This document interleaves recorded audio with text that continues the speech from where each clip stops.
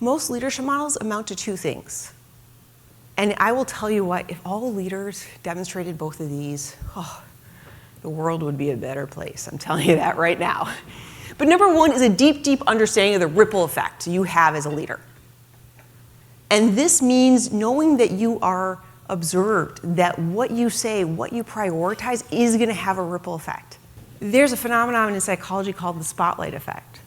And this is this idea that we all kind of think, or so many people with spotlight effect think that everyone's watching them and criticizing them, or it makes us very self-conscious, like, oh gosh, everybody remembers every error, all those sorts of things.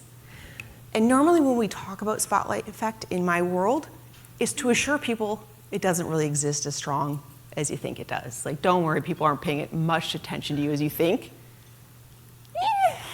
With one exception, senior leaders. If you're a senior leader, you are being observed quite a bit, because people are trying to pick up on what's important. I was on a podcast earlier this year where I was talking with the host, and she said she worked for a leader that had a very interesting signature line, and it was XXX and then her name, like hug, hug, hug. But sometimes she would use 2 X's. Sometimes she used 3.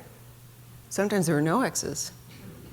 And there were conversations about how many X's did you get and what did that mean. Okay, I want you to remember that when I say you have to have a deep awareness of your impact as a leader and the ripple effect of the things you do and how you conduct yourself and the impact that has on your team. And think about this. Can you imagine the mental calories that were getting burned trying to figure out what did this X mean and 2 X's and 3 X's? I mean, come on, versus like achieving business outcomes. So we have to be aware of that.